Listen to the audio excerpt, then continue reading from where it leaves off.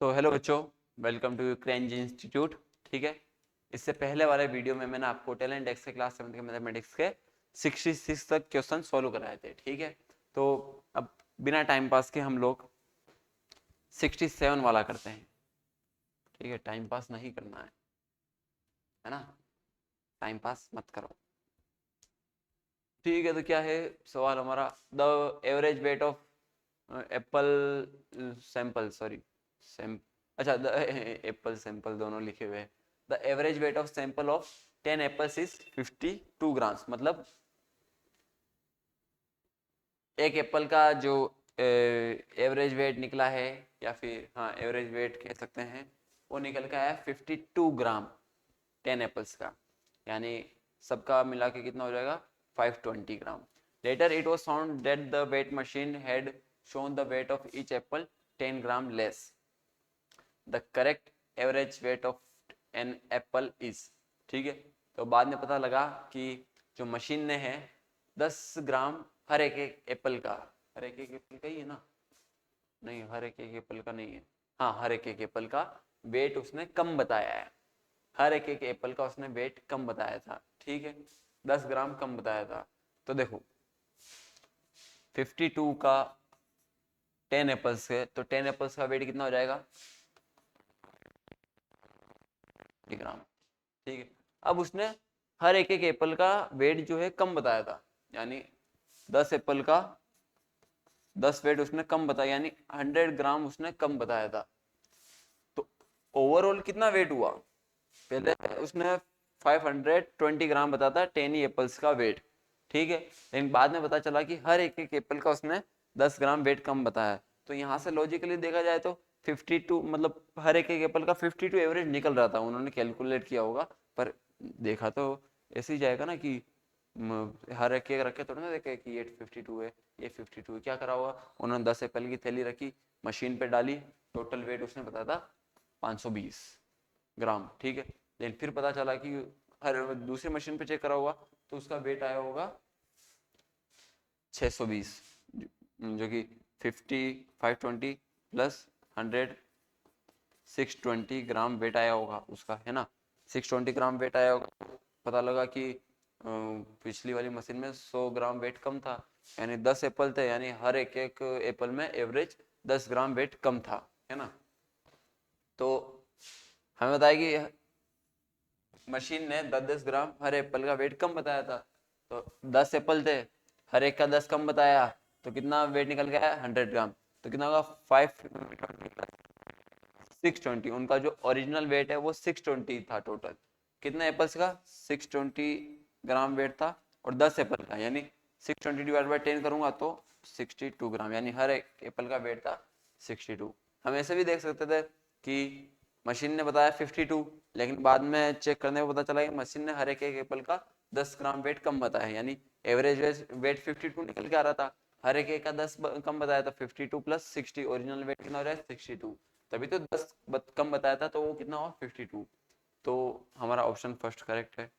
ये तो सिंपल था यार, बहुत ही, शायद मैंने लंबा चौड़ा करके बताया आपको, है ना। 68 क्या है 68, सिमरन हैड 50 पेंसिल्स, संभावना had 90 pencils, Chanchal had 48 pencils, Simran use 26 pencil, संभावना use 45 pencil, Chanchal use 20 pencil, who used maximum fraction of pencil. अच्छा, मैक्सिमम फ्रैक्शन ऑफ पेंसिल निकालना जिसने सबसे ज्यादा पेंसिल यूज करी है। सिमरन के पास है, नाम सेम तो नहीं है, हाँ सेम है। सिमरन के पास टोटल है कितनी है 50 पेंसिल्स। संभावना उसके पास है 90 पेंसिल्स, और चंचल 48 थी स्टार्टिंग में। ठीक है, इसको S1 मान लेता हूँ, S2 मान लेता हूँ, इसको C मान लेता हूँ। ठीक है, आप जब इंजीनियर बनोगे कंप्यूटर साइंस वाले, तो जब कोडिंग करोगे तो आपको ना ऐसे नाम देने होंगे कोड में। है ना। ये मान लो पूरा पूरा नाम तो आप लिखोगे नहीं, S1 S2 list 1 list 2 list 1 ये है लिस्ट 2 ये है, तो आप क्या करो LST1 LST2 मतलब लिस्ट 2 सीधा ऐसे लिखोगे। शॉर्टकट इतना लंबा चौड़ा कौन लिखे यार, तो आदत हो गई है उसकी, तो मैं भी लिख रहा हूँ है ना। तो अभी क्या बता रहा है कि सिमरन ने 26 पेंसिल्स यूज कर ली। S1 यूज्ड, अच्छा रुको, हमें क्या निकालना है, हमें निकालना है कहाँ गया रे, who used maximum fraction of pencil, मतलब हमें निकालना है मैक्सिमम फ्रैक्शन यूज्ड पेंसिल का, मतलब जितनी पेंसिल यूज करी है डिवाइड बाय हमारे पास जितनी थी, वो करेंगे तो हमारा फ्रैक्शन निकल के आएगा। हमें यूज्ड फ्रैक्शन निकालना है, तो इन तीनों में से जिसका सबसे ज्यादा होगा वो पता करना है। तो सिमरन ने कितनी, सिमरन S1 used 26 pencils, S2 संभावना used कितनी 45 pencils, और चंचल C used कितनी पेंसिल यूज करी चंचल ने, चंचल बड़ी चंचल है, कौन सा सवाल है 68, कहाँ है 68, हाँ 69 सवाल है यार, 69 वाला एकदम आगे आ गया मैं, 68 कराना भूल गया, ठीक करा दूंगा। चंचल यूज्ड 20 पेंसिल्स, तो मैं यूज्ड पेंसिल का फ्रैक्शन निकालना है, फ्रैक्शन कितना, जितनी यूज करी है डिवाइड बाय टोटल पेंसिल, ठीक है। वो फ्रैक्शन जिसका सबसे ज्यादा निकल के आएगा वो हमारा आंसर होगा। तो S1 का निकालते हैं, S1 का कितनी पेंसिल यूज करी 26, ठीक है इतनी 50, कितना होगा ये ग्रेटर देन 0.5 ही होगा है ना। 5 का जब मैं इससे डिवाइड करता हूँ तो 5 4 सॉरी 5 5 जा 5 5 जा 25 1 2, ये आएगा 0.52। सेम संभावना ने कितने यूज करी 45 पेंसिल यूज करी, ठीक कितनी 90, कितना होगा ये 1/2 यानी 0.5। और जो चंचल है, चंचल ने कितनी यूज करी 20 पेंसिल, थी कितनी उसके पास 48, तो ये कितना होगा, ये तो ये होगा ना 20 यूज करिए 48 में से, ये तो 0.5 से भी कम आएगा, पर कितना आएगा, शायद बारिश आ रही है ना, ये होगा 10 डिवाइड बाय 24, 5 डिवाइड बाय 12, 0.42, 0.41, सबसे ज़्यादा फ्रैक्शन किसका है 0.52, उसके बाद 0.50, फिर 41, तो हमें कितना सबसे ज़्यादा का निकालना था, तो किसका है S1 सिमरन, तो हमारा ऑप्शन फर्स्ट करेक्ट होगा, ठीक है। अगला जो 68 कराना मैं भूल गया था, तो 68 वाला कराता हूँ, और 2 मिनट में बाहर देख कर आता हूँ क्या बारिश आ रही है, हाँ भाई बहुत जोरों से बारिश आ रही है बाहर। 68, find the area of rectangle whose length is 65 and width is half of 3 less than length, ठीक है। लेंथ कितनी दे रखी है 65, ब्रेथ कितनी बता रखी है half of 3 less than length, half ही ना, half of 3 less than length, length minus 3, half of 3 less than length, तो ये कितना होगा हमारा, लेंथ थी हमारी 65 माइनस 3 डिवाइड बाई 2, ये बनेगा 62 डिवाइड बाई 2, और ये हो जाएगा 31, तो ये ब्रेथ निकल के आएगी। हमें क्या निकालना है फाइंड द एरिया, तो सिंपल होगी, बहुत सिंपल था यार ये तो, L इंटू बी करो, 65 इंटू 31 कितना होगा ये 65 बन जा 5, 6 जाएगा ऊपर 130, 195, 195 और 6 201, 2 ये सेंटीमीटर में थी यूनिट, ठीक है। तो क्या आंसर आया 2015 सेंटीमीटर, ऑप्शन थर्ड हमारा सही है। 71, 71 क्या कह रहा है 71 if two triangles have their corresponding angle equal then they are always congruent. ठीक है, ट्राइंगल का वो देखिए आपको बताता हूँ, दो ट्राइंगल है, ठीक है,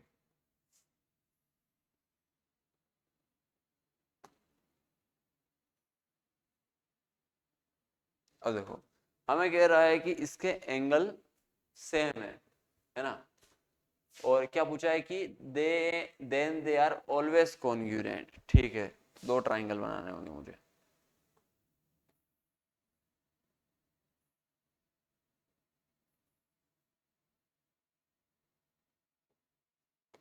अब देखो मान लेते हैं ये दोनों एंगल कॉन्ग्रुएंट है, कॉन्ग्रुएंट है तो इनके सारे एंगल सेम होंगे, सारे एंगल सेम होंगे है ना, और सारे एंगल सेम होंगे तो इनकी लेंथ भी सेम ही होगी, L L L L L L 60 60 के तो इनकी लेंथ भी सेम ही होगी। पर मान लेते ये भी 60 डिग्री का है, ये भी 60 डिग्री का है, ये भी 60 डिग्री का है, और ये भी हमारा 60 डिग्री का है, 60 डिग्री का है, 60 डिग्री का है। तो देखो अब इन दोनों के एंगल सेम है पर लेंथ सेम नहीं है। ठीक है, ऐसे एंगल बनते हैं जिनकी लेंथ 4 सेंटीमीटर है और 60 डिग्री के है ना, तो उन ट्राइंगल का क्या होगा, उनकी सारी साइड तो 4 सेंटीमीटर की हो जाएगी पर एंगल 60 डिग्री का ही रहेगा, और दूसरा एंगल मान लो वो रहेगा, दूसरा भी 60 डिग्री का ही रहेगा पर उसकी लेंथ 1 मीटर की रहेगी, केवल 1 मीटर की, तो उसकी तीनों साइड क्या हो जाएगी, 1 मीटर की हो जाएगी, लेकिन एंगल 60 डिग्री का है। अब देखो इसमें मान लो 4 सेंटीमीटर है, 4 सेंटीमीटर है, 4 सेंटीमीटर है, ये 1 सेंटीमीटर 1 सेंटीमीटर, कॉन्ग्रुएंट है नहीं है, ये एंगल सेम है पर साइड अलग अलग निकल गई ना। एंगल सेम हो सकते हैं पर जरूरी नहीं है कि अगर एंगल सेम है तो साइड भी सेम होगी। अगर दोनों ट्राइंगल के एंगल से 90 45 45 दोनों ही सेम होगी, ठीक है, पर जरूरी नहीं है कि उसका क्या कहते हैं वो साइड भी सेम हो। एंगल सेम हो सकते हैं दो ट्राइंगल के, एंगल सेम है तो जरूरी नहीं है कि उसकी साइड्स भी सेम हो, साइड सेम हो भी सकती है नहीं भी हो सकती, तो ऑलवेज कॉन्ग्रुएंट कहना ट्रू नहीं है। हाँ हो सकता है, it may be congruent but not always, तो हमारा इसका ऑप्शन आएगा फॉल्स, क्योंकि हमेशा कॉन्ग्रुएंट नहीं होगा, कभी बार ऐसा होगा कॉन्ग्रुएंट नहीं होगा। एग्जांपल के लिए और मान लो मैं 60 डिग्री का छोड़ते हैं 90 वाला बनाता हूँ ट्राइंगल, ठीक है, अब देखो ये जो है 90 डिग्री का है, गायब नहीं होना, ठीक है, 90 डिग्री का है और मेरे ख्याल से इसके बाकी के वेट बना देता हूँ, सेम है क्या, अच्छा इसको, हाँ अब ये एक्यूरेट होगा पूरा, है ना, क्यों होगा, क्योंकि ये साइड से इसकी सेम होगी, सर्कल के अंदर बनाया ना, यह एक्यूरेट होगा ये, ठीक है।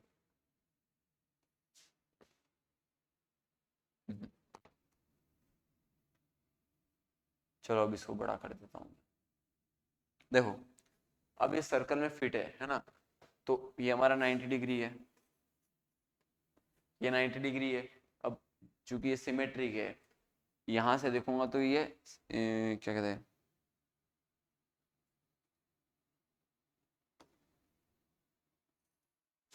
यहां से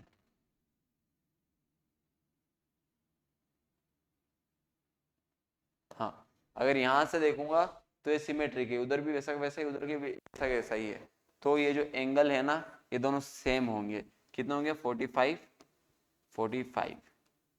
वैसे ही अगर सर्कल में कोई ट्राइंगल फिक्स बन रहा है तो, और अगर उसके तीनों ही एंगल सेम दिख रहे हैं, मतलब जैसे कि कौन के, अगर देखो अगर सर्कल में राइट एंगल ट्राइंगल बन रहा है, राइट हैंडेड ट्राइंगल बन रहा है, तो एक तो उसका 90 डिग्री होगा, बाकी के दो एंगल उसके 45 होंगे ही होंगे, क्योंकि वो सर्कल में फिट आ रहा है, सर्कल सिमेट्रिक है। और अगर इसके अलावा और कोई ट्राइंगल बनेगा जो कि नहीं जरूरी नहीं है, पर दो साइड तो सर्कल के अंदर ट्राइंगल की सेम होगी हमेशा। क्या कहा मैंने? ये पॉसिबल है या नहीं? Let me think. हाँ, दो एंगल तो सर्कल के अंदर ट्राइंगल के हमेशा सेम होंगे, हमेशा। ठीक है, यह नहीं कह सकते 60-60 होंगे या नहीं होंगे, पर दो एंगल तो हमेशा सेम होंगे। तो ये 45-45 है। अब देखो, ये 45, ये भी हमारा 90 होगा, ये 45 है, ये 45 है। ठीक है, सर्कल के अंदर इसलिए बनाया मैंने ताकि ये 45-45 लगे, 45 ही होगा ये। ठीक है, और दोनों सेम भी है ना। तो देखो, ये जो ट्राइंगल है, सर्कल को भूल जाओ, दोनों के ट्राइंगल है, ये थोड़ा बड़ा है, ये ट्राइंगल ये छोटा है, मतलब इसकी साइड जो है वो ज्यादा बड़ी है, इसकी साइड कम है। एंगल सेम है पर साइड डिफरेंट है, तो ये कॉन्ग्रुएंट हुआ क्या? नहीं हुआ। कॉन्ग्रुएंट क्या होता है? एंगल भी सेम और साइड भी सेम हो, यानी पूरा का पूरा उसकी फोटो पर। नहीं, ये छोटा उससे स्मॉल कॉपी है। तो जरूरी नहीं है कि अगर तीनों एंगल सेम हो तो हमारा ट्राइंगल कॉन्ग्रुएंट हो। ठीक है, अगला क्या है? 60A और इक्वल टू 3 दे रखा है, और क्या दे रखा है? 60B इक्वल्स टू 5 दे रखा है, और हमें वैल्यू निकालनी है 12 1 minus a minus B divide by 2 1 minus B. अब एक चीज बताता हूँ, ये सवाल आपके इसमें नहीं आना चाहिए था। क्यों नहीं आना चाहिए था? क्योंकि ये जो क्वेश्चन है ना, ये एल्गोरिथम एक टॉपिक है, टॉपिक क्या पूरा चैप्टर है, इसके ऊपर पूरी बुक बनी हुई है, और ये चैप्टर आपको 11th में आएगा। तो ये एल्गोरिथम के बिना ये सोल्व होगा ही नहीं। क्यों नहीं होगा? मैं 60 की पावर ऐसी क्या बनाऊं कि वो 3 बनेगा? ए की वैल्यू निकालने के लिए मुझे इसको बेस 60 बनाना होगा, और 60 की कोई ना कोई ऐसी पावर लिखनी होगी कि 3 बनेगा। नहीं भाई, 3 की टेबल में 60 नहीं आता है, तो कैसे 3 का जब मैं स्क्वायर करता जाऊंगा, 3 3 या 9, 9 3 या 27, 27 3 या कितना होता है, चलो छोड़, जो भी होता होगा 91 81। ठीक है, फिर वापस 3 से करूंगा तो वापस 3 आएगा, मतलब 0 तो आएगा ही नहीं कहीं। तो पॉसिबल ही नहीं है कि 3 का स्क्वायर करते करते या 3 का वो 1 बाय करते करते कि 60 आ जाए, तो पॉसिबल ही नहीं है। यहाँ पर पॉसिबल ही नहीं है कि मैं 3 को ऐसे किस फॉर्म में लिखूं कि इसका बेस 3 बन जाए और पावर लगाने पर 60 आ जाए, पॉसिबल है ही नहीं। तो यहाँ क्या यूज होगा? एल्गोरिथम यूज होगा, और एल्गोरिथम के फॉर्मूले बहुत सारे हैं, आपको आएंगे नहीं फॉर्मूले, मतलब बहुत सारे अभी तो याद होंगे भी नहीं, और वो कॉन्सेप्ट भी इतना समझ में नहीं आएगा आप लोगों को। ठीक है, ये मैं कर तो दूंगा, लेकिन लोग से एल्गोरिथम का यूज करके वो जो आपको समझ में नहीं आएगा, है ना। तो ये क्वेश्चन नहीं आना चाहिए था, ये पता नहीं क्यों दिया है। चलो मैं इसको, आप देखो बस कैसे होता है ये। क्या करूंगा? 60 को इधर भेजूंगा, ये वैल्यू निकलेगी log 60, ये इधर b की वैल्यू निकलेगी log 65। ठीक है, मुझे किस किस की वैल्यू निकालनी है? 1 minus a minus B, 1 minus a minus B. ठीक है, 1 को मैं लिख सकता हूँ log 60, बेस 60 है, तो ये क्या बोलते हैं इसको, पता नहीं। इसको a की वैल्यू क्या है? log 63 माइनस log 65, कितना हो गया? log 60 divide by 15। ये माइनस में है ना, तो नीचे डिवाइड में आके दोनों आपस में मल्टीप्लाई हो जाएंगे। log बेस अगर सेम में m प्लस log n होता है, log m into n base वही log a m minus log a n equal to होता है log m divide by n। ठीक है, तो मैं माइनस कॉमन लेता तो ये log m plus n log 3 plus log 5 होता। ठीक है, तो फिर वो ये वाला फॉर्मूला लगाता तो minus log m into n, यानी log 3 इंटू 5 log 15 हो जाता। फिर ये log 60 माइनस log 15 होता, तो माइनस लगा देता तो डिवाइड में चला गया। तो ये कितना है? log 60 की पावर 60 ये आया है, ठीक है। किसकी वैल्यू है ये? log 64, ठीक है। अब किसकी वैल्यू निकालनी है मुझे? 1 minus B, 1 minus B, 1 minus B कितना? 1 को मैं log वही 60 बी की वैल्यू क्या है? log 65, क्या बनेगा ये? log 65 divide 60 divide by 5, 60 divide by 5 कैसे? इस फॉर्मूले से। तो 1 बाय बी आएगी log 60 बनेगा मेरा 12, ठीक है। 1 बाय बी की वैल्यू भी आ गई है, ये मिटा रहा हूँ मैं। हमें किसकी वैल्यू निकालनी है? 12 की पावर है ना, हाँ 12 की power 1 minus a minus B two 1 minus B, ठीक है। क्या होगा? 1 माइनस बी, इसकी वैल्यू क्या है? 12 log 60 डिवाइड बाय 4 कितना होगा? 2 log 60 12। अब log की एक और भी ये प्रॉपर्टी होती है, m log n है तो log n की पावर m बन जाएगा, तो 12 को ऊपर चला जाएगा, 12 को ऊपर चला जाएगा तो क्या होगा? 12 log 64 log 60 12 की पावर 2, ठीक है। आगे क्या होगा? आगे ये होगा, अब ये दोनों आपस में डिवाइड हो जाएंगे, क्या होगा? 12 log 2 ही था ना, वेट 2 1 माइनस बी की वैल्यू, ठीक है सही कर रहा हूँ मैं अभी तक तो। हाँ नहीं देना चाहिए था यार ये सवाल, ठीक है दे दिया है तो क्या करें, ठीक है। ये क्या होगा? log 4 12 की पावर स्क्वायर, है ना।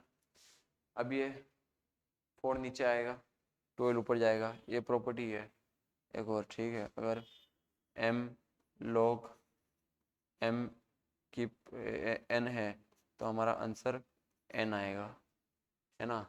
और एक और प्रॉपर्टी है, जैसे कि मैंने बताया अभी, अगर ऊपर कोई पावर होती है तो वो नीचे उतर के आगे आ जाएगी, पर अगर इसमें कोई पावर है n की पावर a, है ना, और m हो जाएगा, तो ये a डिवाइड में मल्टीप्लाई होकर बाहर आएगा, कितना होगा? log n m, ठीक है। हाँ कहाँ गया? कहाँ गया? हाँ अब ये डिवाइड में मल्टीप्लाई होकर यहाँ आएगा, नहीं पहले 12 को उधर भेजना होगा, ठीक है। 12 ऊपर जाएगा, कैसे जाएगा ये? मतलब इसमें होता क्या है कि जो m होता है ये ऊपर चला जाता है, log m की पावर m, नीचे n बचता है, तो ऊपर चला जाएगा, ऊपर चला जाएगा तो क्या बनेगा? ये बनेगा 4 नीचे आएगा, 4 नीचे आएगा तो 4 की पावर log 12 स्क्वायर 12, ठीक है। अब ये 1/2 बाहर आएगा, ये जो स्क्वायर है ये 1/2 बन के बाहर आएगा, तो क्या होगा? 4 की पावर 1/2 इंटू log 12। अगर एक्सपोनेंशियल और बेस सेम है तो वो log की वैल्यू 1 आ जाती है, तो ये 4 की पावर 1/2 बना, ये log की वैल्यू 1 होगी, है ना। तो 4 की पावर 1/2 मतलब √4, ये ना आंसर 2, तो फोर्थ ऑप्शन आया हमारा, ठीक है। तो ये सवाल नहीं देना चाहिए था, ये बिना log के नहीं होता, होता ही नहीं log के, है ना। तो शायद सवाल ही गलत दिया था एलन वालों ने, 11 12 का सवाल गलती से आप इसमें डाल दिया, ठीक है। 73 वाला, हाँ ये बोली आप लोग कर सकते हो, है ना। ठीक है जूम करके बताता हूँ, बारिश रुक गई है, अरे थोड़ी देर के लिए ही है। आंगन ना आलो करियो और फाची डबी। ये राजस्थानी है, ठीक है, मैं राजस्थानी हूँ। ट्राइंगल एबीसी दे रखा है और क्या बता रखा है कि ए बी परपेंडिकुलर बीसी, देखने से पता लग रहा है क्या। बी डी परपेंडिकुलर ए सी, ठीक है, ये कुछ बताया, बी डी परपेंडिकुलर ए सी है। सी ई बाइसेक्ट एंगल सी, मतलब सी का जो भी एंगल होगा वो ये जो सी है उसको हाफ में जाती है। मतलब मान लो अगर इसका एंगल 30 है तो ये सी ई जो है 15 डिग्री एंगल पे जाएगा, और एंगल ए दे रखा है हमारे को 30, देन सी ई डी ये वाला एंगल निकालना है। ठीक है, निकाल लेते हैं। ये 30 डिग्री है, ये 90 डिग्री है, पूरा सी एंगल निकाल लेते हैं। सबसे पहले क्या होगा, हाँ, angle A plus angle B plus angle C कितना हो जाएगा हमारा 180 डिग्री। एंगल ए कितना दे रखा है 30 डिग्री, एंगल बी जो कि परपेंडिकुलर है बीसी पर, है ना, तो कितना हो जाएगा 90 डिग्री, या देखने से पता चल रहा है राइट हैंडेड ट्राइंगल है ये, plus angle C equals to 180, कितना होगा एंगल सी ये 30 प्लस 90 120, 180 माइनस 120 60 डिग्री। तो एंगल सी निकल के आया हमारा 60 डिग्री। 60 डिग्री है एंगल सी, यानी, और बताया कि सी ई जो है बाइसेक्ट है, बाय मतलब सी ई जो है बाइसेक्टर है, मतलब उस एंगल को हाफ में डिवाइड करके निकलती है। तो 60 का हाफ कितना हो जाएगा, ये 30 डिग्री होगा और ये भी 30 डिग्री होगा। ठीक है, अब देखो ये एंगल निकल गया, ये कितना है 90 डिग्री, क्यों, क्योंकि बी डी परपेंडिकुलर एट ए सी, तो ये हमारा होगा 90 डिग्री। एंगल ई निकालना निकल जाएगा आसानी से, ये पता ट्राइंगल ले लो हमारा डी ई सी,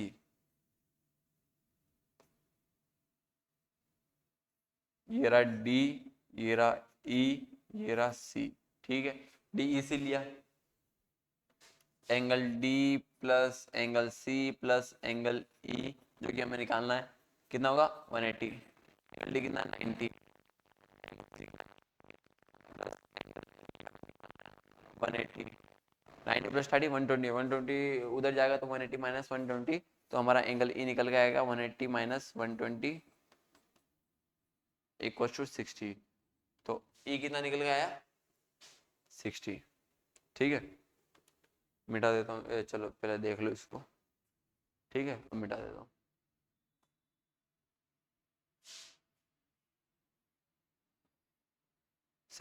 अब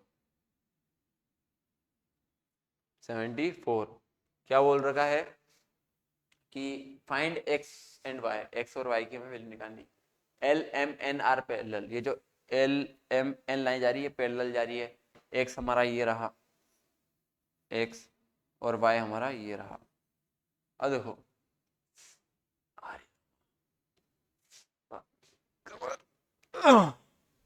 ठीक है,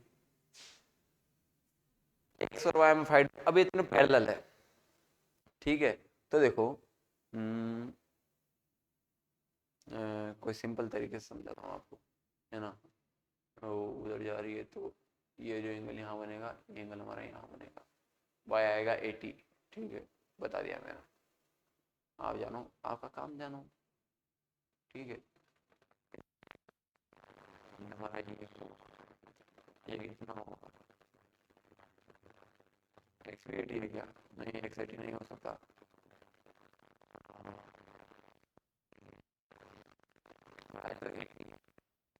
एक्स निकाल रहा हूँ मैं थोड़ा, आप चाहो तो 10-20 सेकंड इसको आगे भी कर सकते हो।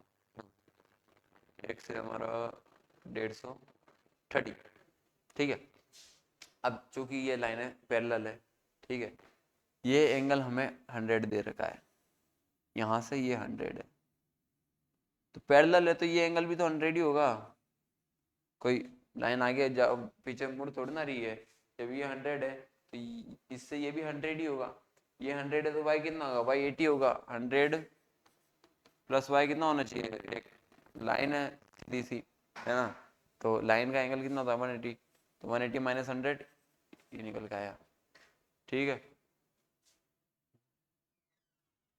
ये 100 था, y हमारा 180 आ गया, कैसे 100 है, क्योंकि लाइन्स आपस में पैरेलल है, और ये वाली लाइन का पैरेलल लाइन से 100 है तो इस पैरेलल लाइन से भी 100 ही होगा, ठीक है।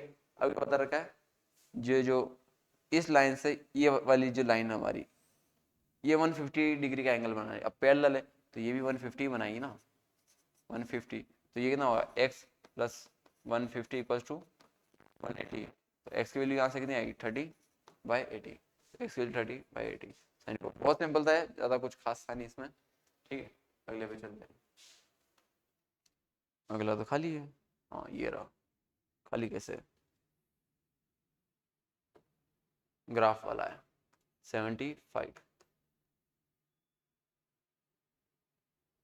75 वाला क्या कह रहा है, read the following graph and answer the question below, ठीक है।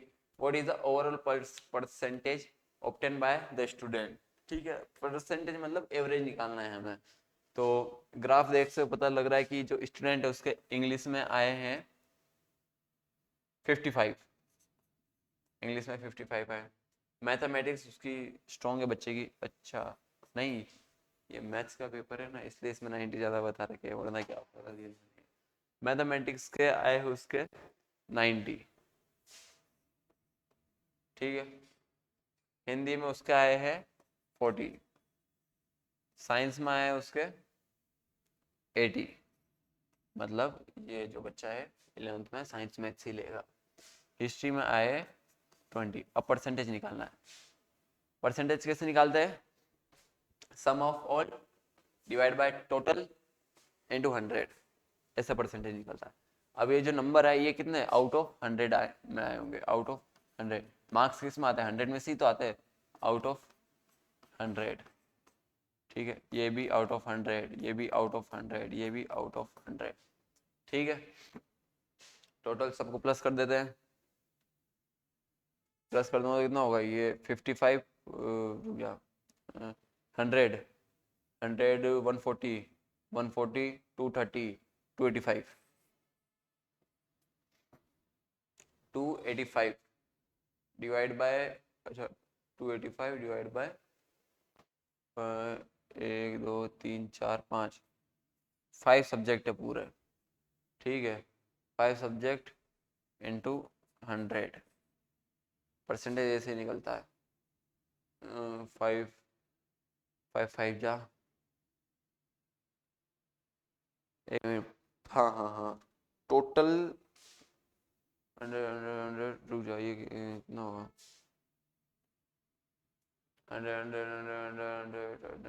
500 होगा ये, टोटल 500 था, ठीक है। और उसका 100 में मल्टीप्लाई करूंगा तो हमारा वो परसेंटेज निकले। परसेंटेज कैसे निकलते हैं, जितने मार्क्स हमें मिले हैं डिवाइड बाय जितने का टोटल था इंटू 100, तो 0 से 0, 0 से 0 कटा, ठीक है। 5 5 जा 25, 5 7 जा 5 परसेंटेज बने हैं उसके 57, कम बने हैं पर बच्चे का मैथ्स और साइंस में दिमाग अच्छा है, ठीक है। अगला करते हैं 76 क्या कह रहा है, Shweta prepared 250 plates of namkeen, 180 plates of bhel to sell at school. She sold the namkeen at ₹5 and bhel 8 rupees 25 each. If 128 plates of namkeen remain unsold but all the bhel were sold, how much did Shweta earn? ठीक है, मतलब नमकीन की कितनी plates थी, शायद 25 250, और भेल की 185 प्लेट्स, ठीक है। अब वो कह रही है कि भेल की तो सारी प्लेटें बिक गई पर 128 प्लेट्स नमकीन की, यानी नमकीन की कितनी बिकी, नमकीन की प्लेटें बिकी है 250 माइनस 128, 128 बची ना, 128 बची, यानी 122 प्लेट्स बिकी है और 128 बच गई। हमें कितना निकालना, उसने कितना कमाया, तो नमकीन की प्लेट का वो लेती थी एक प्लेट का 3 रुपीज, इसके लेती थी 3 रुपीज, इसके लेती थी 2 रुपीज। ठीक है, बिकी नमकीन की 122 प्लेट्स, तो उन्हीं के पैसे जुड़ेंगे। 122 इंटू 3 प्लस, और भेल की सारी बिक गई 185 इंटू 2। ठीक है, तो ये कितना होगा 663, ये हो जाएगा 07283 370 टू, ठीक है सही कर रहा हूँ हाँ सही कर रहा हूँ। इसको जब मैं जोड़ूंगा तो ये 6 3 7 736 रुपये कमाए उसने। Option third. जो प्लेट बिकी नहीं उनके पैसे थोड़ी ना जुड़ेंगे। जो कितनी प्लेट नहीं बिकी थी, 128 प्लेट्स नहीं बिकी थी, यानी 250 माइनस 128 करूँगा तो 122 प्लेट्स बची है, तो इतनी बिकी थी, तो इतनों के पैसे ऐड होंगे। सिंपल था बहुत। अब 77,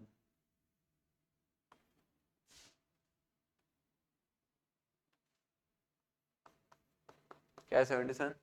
if 10 cans contain 500 liter of milk, then in how many cans 200 liters of milk can be filled? मतलब देखो बहुत सिंपल है।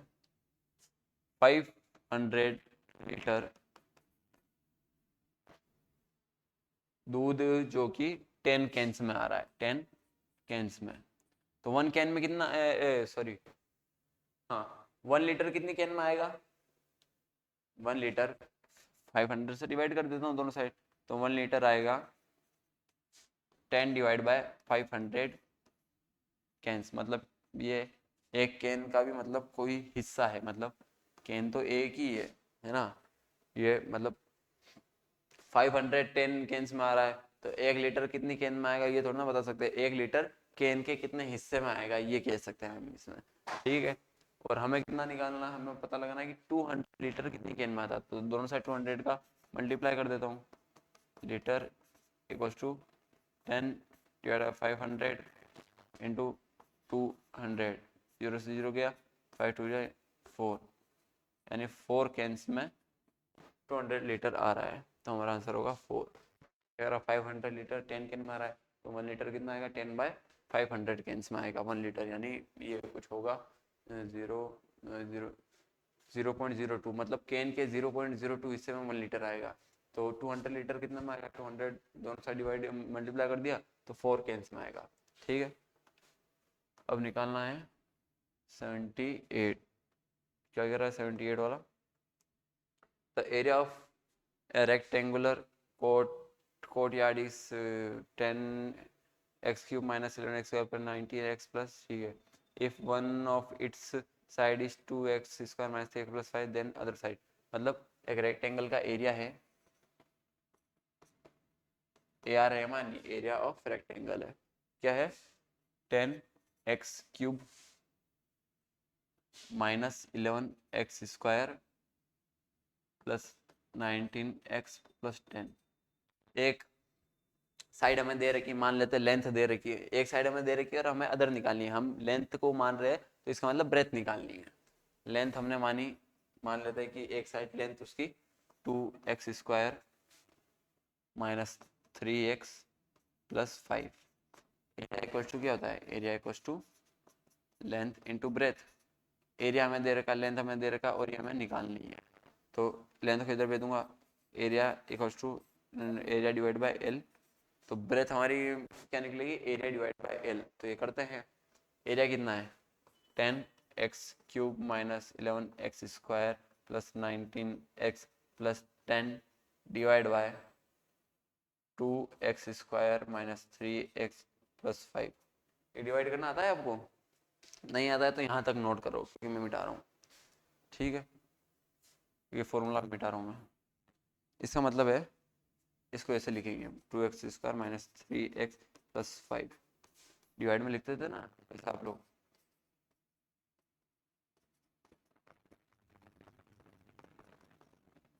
ठीक है, अब देखो मैं क्या करूँगा, मुझे कैसे भी करके यहाँ पे 10x क्यूब लाना है। 10x क्यूब में कैसे लूँगा, जब मैं इस पूरे में 5x का मल्टीप्लाई करूँगा, 5x का जब मैं इसमें मल्टीप्लाई करूँगा तो कितना बचेगा 10x cube, minus 15x² plus 25x। ठीक है, तो ऐसे करता हूँ 5x का 5x में यहाँ लिख रहा हूँ, ये जो निकलेगी ना यही मेरी ब्रेथ निकलेगी ऊपर। ठीक है, तो जब मैं मल्टीप्लाई करूँगा तो 10x³ माइनस 15x² प्लस का 25x, ये माइनस प्लस माइनस हमारे जो सिंबल्स है वो चेंज हो जाएंगे, तो ये आपस में कटेगा। ये -11x² प्लस 15x² कितना हो जाएगा 4x² प्लस का 19x माइनस 25x माइनस का 6x प्लस 10। अब देखो 4x² लाना है, कब आएगा जब इसमें 2 का मल्टीप्लाई करूँगा, 2 का मल्टीप्लाई करूँगा तो यहाँ पे लिख देता हूँ +2। ठीक है, +2 का इनमें मल्टीप्लाई करूँगा तो कितना आएगा 4x² माइनस का 6x प्लस का 10। तो देखो इसमें हमारा रिमाइंडर नहीं निकला है कुछ भी, तो ये जो निकली हमारी यही तो हमारी ब्रेथ निकली है। एरिया ये रहा, लेंथ का हमने डिवाइड करा उसमें, तो ये हमारी ब्रेथ निकली। तो ब्रेथ कितनी निकली 5x + 2। डिवाइड करने ये ऐसा था, ठीक है, ये क्या निकाला था हम ब्रेथ इक्वल्स टू, तो इसका डिवाइड करने पर ये आया, तो यही हमारा आंसर है 5x + 2 यूनिट। यूनिट मतलब कोई भी उसकी यूनिट होगी मीटर सेंटीमीटर, तो हमारा ऑप्शन फर्स्ट करेक्ट है। ठीक है, देख लो इसको, अब अगला कराता हूँ। If m and n are two co-primes, then which of the following would be true? m और n दो प्राइम नंबर है ना, यानी दो नंबर है। ये को प्राइम तब होंगे जब इसका HCF जो है हमारा HCF ऑफ m, n 1 आएगा, मतलब दोनों के बीच में कोई कॉमन फैक्टर नहीं होगा। एग्जांपल के लिए 3 और 13, इसका क्या होगा 1 × 3 होगा, इसका क्या 1 × 13 होगा, कोई कॉमन फैक्टर नहीं है, तो HCF कितना आएगा 1 ही आएगा। और LCM जो है m और n का क्या होगा m × n ही हो, तो इसका LCM कितना होगा, LCM लूंगा तो 3 × 13, फैक्टर तो ये निकलेगा 1 × 3 × 13, जब मैं 3 और 13 का LCM करो कितना 3 1 13 13 1 1 3 और 13 ही तो आया है। m मेरा मान लो 3 था, n मेरा मान लो 13 था, ठीक है, m × n ही तो है ऐसे में, तो इसको कहते हैं को प्राइम नंबर। तो हमारा थर्ड ऑप्शन होगा बोथ 1 and 2। ठीक है, ये कौन सा था, ये था 79। किसकी डेफिनेशन है ये, को प्राइम की, को प्राइम्स की कंडीशन क्या है 1 2। ये आजकल ऑप्शन लगाना था बस, ठीक है, यही होता है। अब 80 का क्या कह रहा है, 80 का ये हमें दे रखा है कि x² minus 3x4 minus 12x³ plus 56x7 minus 14x9। Find coefficient.